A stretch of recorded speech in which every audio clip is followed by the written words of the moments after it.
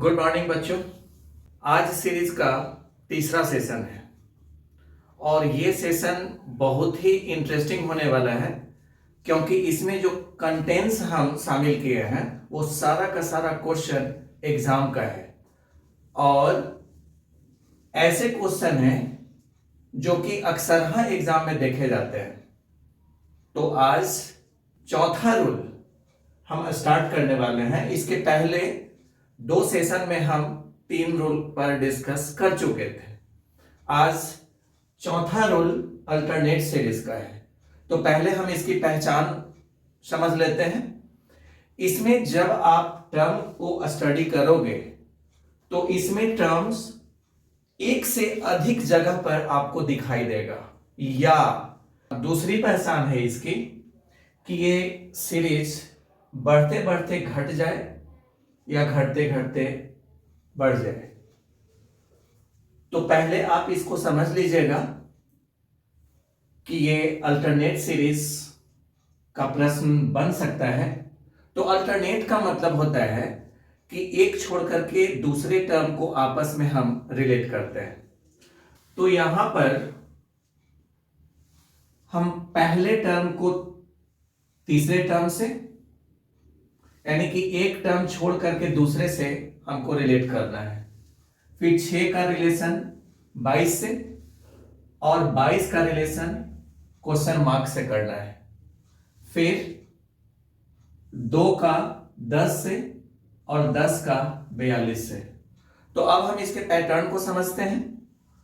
तो पैटर्न हमको यहां पर फोकस करना है कि 4 गुना से 2 कम, 6 चौके 24, 24 में 2 अगर हम घटा लेते हैं तो 22 हो जाएगा। उसी तरीके से यहां पर भी हम देख रहे हैं कि 2 में 4 से मल्टीप्लाई करने पर 8 और फिर 2 घटा लेने पर 6 बन जाएगा। तो अब इसी रूल को यहां पर इंटू 4 माइनस 2 अगर हम कर लें तो 22 चौके 88 में 2 अगर हम घटा लें तो 86 हो जाएगा। अगर इन केस एक क्वेश्चन मार्क और होता तो फिर इस सीरीज को हम आगे बढ़ा करके, तो इस सीरीज का पैटर्न भी हम समझ लें कि इंटू हम 4 करके तो 2 चौके 8 और उसमें अगर हम 2 जोड़ दें तो 10 हो जाएगा। फिर 10 में 4 से गुना करेंगे तो 40, फिर 2 बढ़ जाएगा तो 42 हो जाएगा। तो आप इसमें 2 पैटर्न देख रहे हो। नीचे वाले पैटर्न में इंटू 4 माइनस 2 है और ऊपर वाले पैटर्न में इंटू 4 प्लस 2 है। तो इसी टाइप का अल्टरनेट सीरीज होता है जिसमें कि 2 पैटर्न एक के बाद एक आते हैं। अब हम देख रहे हैं नेक्स्ट क्वेश्चन को। तो इसमें 91 को 94 से, 94 को 101 से, 101 को 112 से रिलेट करने पर हमको यहां पर जो पैटर्न समझ में आ रहा है, 3 इंक्रीज हो रहा है, फिर 7 और फिर 11, 4 ज्यादा 4 ज्यादा। अब हम यहां पर देख रहे हैं दूसरे, मतलब कि 100 का रिलेशन 97 से, 97 का रिलेशन 90 से और 90 का रिलेशन क्वेश्चन मार्क से जोड़ने पर जो यहां पर पैटर्न बन रहा है, तो -3, 100 में 3 घटाने पर 97 होगा। फिर -7, 97 में 7 घटाने पर 90 हो जाएगा। तो आप यहां पर देख रहे हो कि नीचे वाला जो पैटर्न है वो पॉजिटिव साइन से आगे बढ़ रहा है और ऊपर वाला सेम डिजिट है लेकिन माइनस साइन से वो आगे बढ़ रहा है। तो अब यहां पर -11 हो जाना चाहिए। तो -11 का मतलब है कि 90 - 11 अगर हम करते हैं तो इससे 79 इस प्रश्न का आंसर बनता है। तो अब हम पांचवें रूल फिबोनाची सीरीज, तो इसका जो टर्म होता है उसको पहले हम लोग इस तरीके से समझते हैं कि इसका स्टेप डिफरेंस निकाल दें। तो 1 बढ़ रहा है, फिर 3 से 5 2 बढ़ा, फिर 5 से 8 3 बढ़ा, 8 से 13 5 बढ़ा, फिर 8 बढ़ेगा, फिर 13 बढ़ेगा।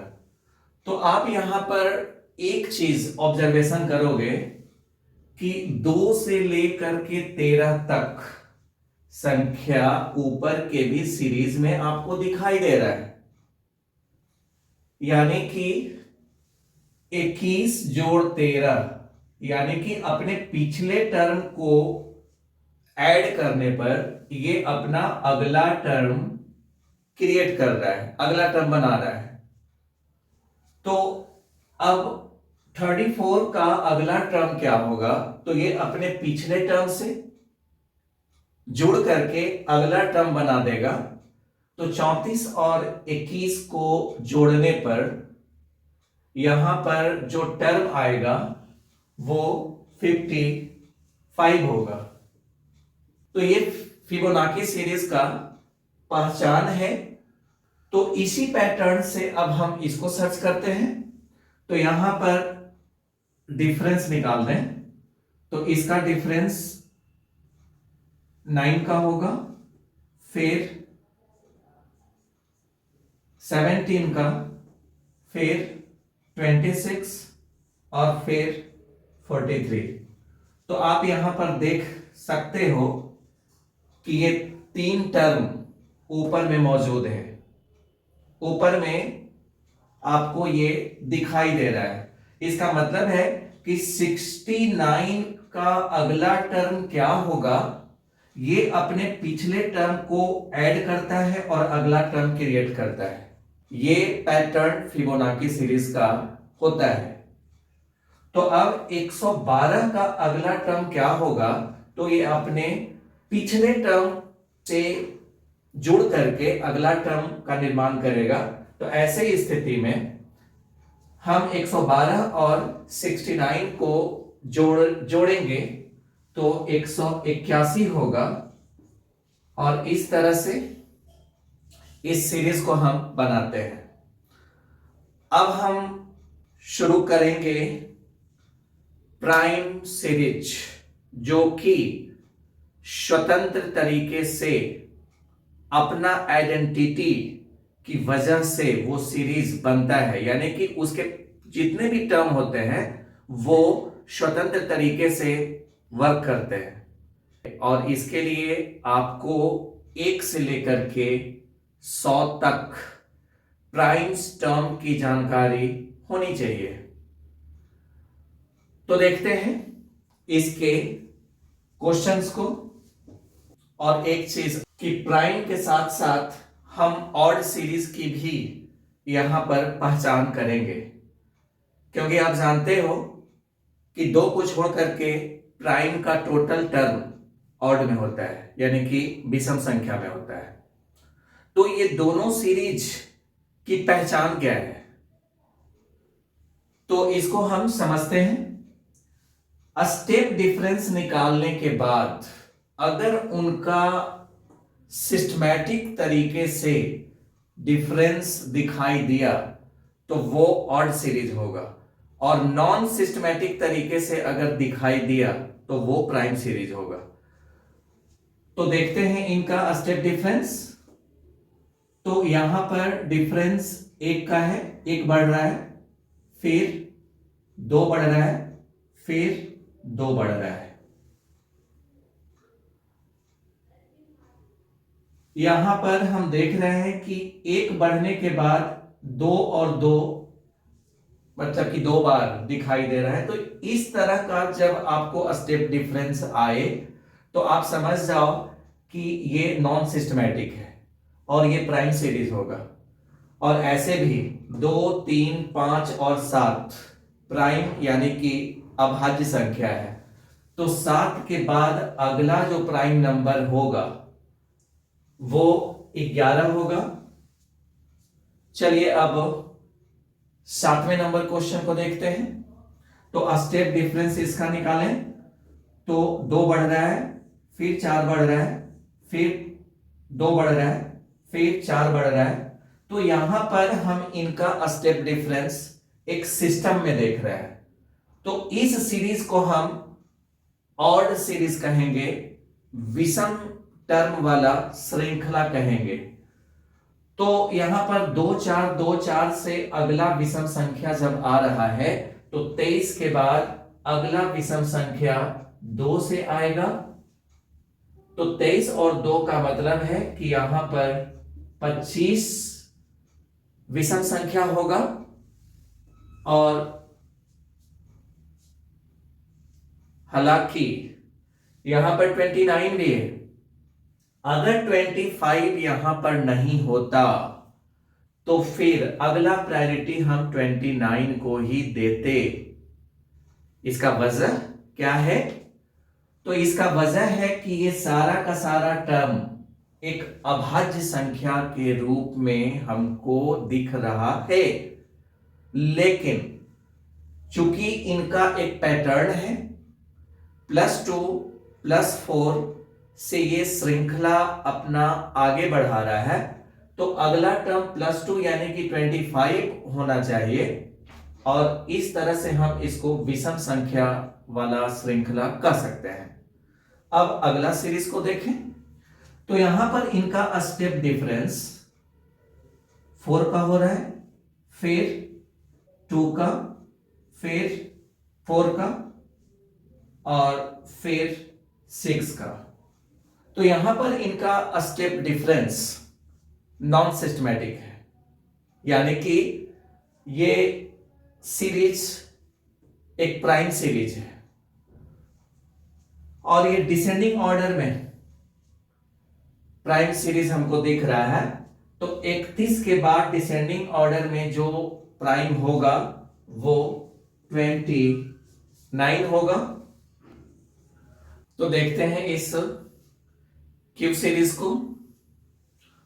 तो यहां पर सबसे जो लार्जेस्ट टर्म है वो 5 के क्यू के फॉर्म में है। 64, 4 का क्यू, 27, 3 का क्यू, 8, 2 का और 1 का क्यू 1 होगा। तो इस तरह से हम देख रहे हैं कि क्वेश्चन मार्क की जगह पर 6 का क्यू यानी कि 216 इस प्रश्न का आंसर होगा। अब हम नेक्स्ट क्वेश्चन को देखते हैं। तो सबसे बड़ा टर्म 120 है, जो कि 5 के क्यू से 5 कम है। 125 से 5 कम 120। फिर अगर हम 68 को देखें तो ये 64 के करीब का मामला है, लेकिन प्लस साइन यहां पर यूज होगा। तो 4 के क्यू से 4 ज्यादा। यहां पर हम देख रहे हैं कि 3 के क्यू से 3 कम। यहां देख रहे हैं 2 के क्यू से 2 ज्यादा। फिर यहां पर 1 के क्यू से 1 कम। तो ये बहुत ही इंपॉर्टेंट इसका पैटर्न है और बहुत बार ये एग्जाम में आ चुका है। तो अब इसका अगला जो टर्म होगा, तो हम यहां पर देख रहे हैं कि 1 2 3 4 5, तो अगला में 6 का क्यूब होना चाहिए। अब प्लस होगा कि माइनस? तो minus plus minus plus minus, तो अब होगा प्लस यानी कि +6। तो 6 का क्यूब 216 और 216 में 6 जोड़ने पर 222 होगा। अब हम देखते हैं क्यू सीरीज का तीसरा यानी कि 10वां नंबर क्वेश्चन। 150 125 से 25 ज्यादा। इसका मतलब है कि 5 के क्यूज में अगर हम 5 के स्क्वायर को जोड़ दें तो 150 हो जाएगा। उसी तरह से 4 के क्यू में अगर हम 4 का स्क्वायर ऐड कर दें तो 80 बनेगा। 3 के क्यू में 3 के स्क्वायर को ऐड करने पर 36, 2 के क्यू में 2 के स्क्वायर को ऐड करने पर 12 और 1 के क्यू में 1 के स्क्वायर को ऐड करने पर 2। तो यहां पर जो पैटर्न बन रहा है N Q plus N square का। तो इस आधार पर अब अगला जो टर्म होगा वो 6 के क्यू में अगर हम 6 के स्क्वायर को ऐड कर दें तो 252 यानी कि 252 इस प्रश्न का आंसर होगा। तो अब अगला रूल स्क्वायर सीरीज का हम देख रहे हैं कि 23, 38, 47, 66 और 79। तो 23 का मतलब हो गया कि 5 के स्क्वायर के लगभग का मान है। तो 5 के स्क्वायर से 2 कम। 38 6 के स्क्वायर से 2 ज्यादा। 47 7 के स्क्वायर से 2 कम। 66 8 के स्क्वायर से 2 ज्यादा। फिर 79 9 के स्क्वायर से 2 कम। तो 5 6 7 8 9। तो अब अगला जो टर्म होगा वो 10 के स्क्वायर से 2 ज्यादा का मतलब 100 जोड़ 2 बराबर 102 इस प्रश्न का आंसर होगा। नेक्स्ट क्वेश्चन में कि सबसे बड़ा टर्म 170 है जो 13 के स्क्वायर के लगभग का मान है, यानी कि 13 के स्क्वायर से 1 ज्यादा। फिर 122 121 के लगभग का मान है, यानी कि 11 के स्क्वायर के करीब का मान।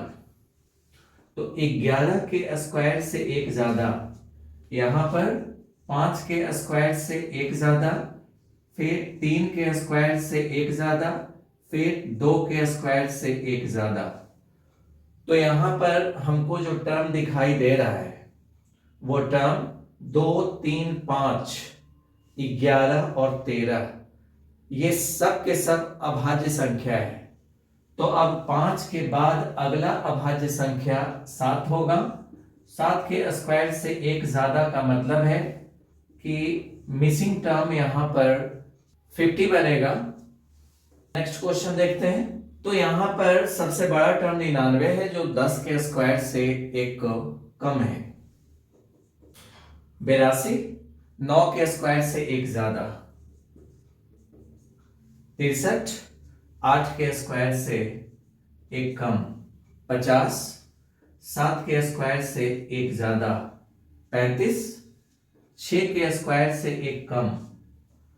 तो 10 9 8 7 6 डिसेंडिंग ऑर्डर में नंबर यहां दिख रहा है। तो यहां पर 5 के स्क्वायर प्लस 1 होना चाहिए। तो 5 का स्क्वायर 25 और 1 26 इस प्रश्न का आंसर होगा। और अब हम नेक्स्ट पावर सीरीज देखेंगे।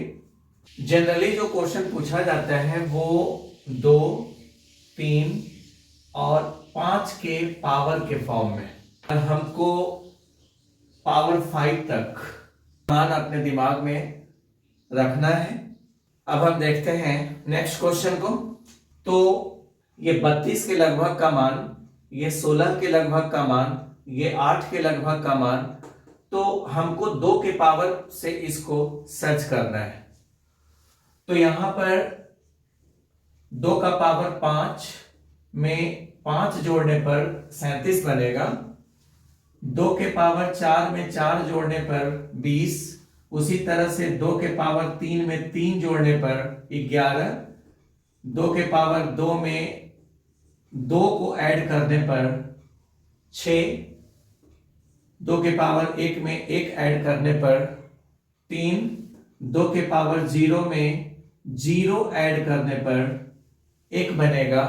तो अब अगला जो टर्म होगा वो 2 के पावर 6 में 6 को ऐड करने पर मान 70 होगा। अब हम देखते हैं नेक्स्ट क्वेश्चन को। तो यहां पर जो टर्म हमको दिखाई दे रहा है वो 3 के पावर के लगभग का है। 3 का पावर 4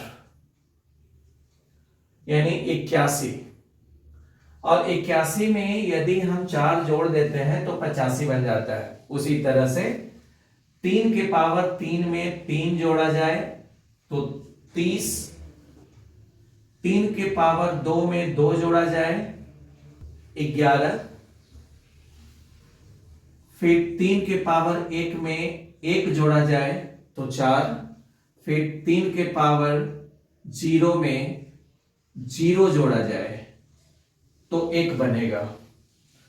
तो यहां पर जो पैटर्न बन रहा है उसमें 3 के पावर 5 में 5 जोड़ने पर, तो 3 के पावर 5 का मतलब है कि 243 में 5 को जोड़ने पर वो टर्म 248 बनेगा। इस प्रश्न का आंसर। तो बच्चों यहां पर हम उस लेवल तक सीरीज को पढ़े हैं कि जिसको पढ़ने के बाद आपसे सीरीज का लगभग क्वेश्चन बनेगा ही बनेगा यदि इसको बेहतरीन तरीके से अपने दिमाग में सेट कर लो। हम पढ़ते हैं आवश्यकता से थोड़ा ज्यादा, कॉन्फिडेंस के लिए थोड़ा ज्यादा जरूरी है। तो मिलते हैं अब नेक्स्ट वीडियो में।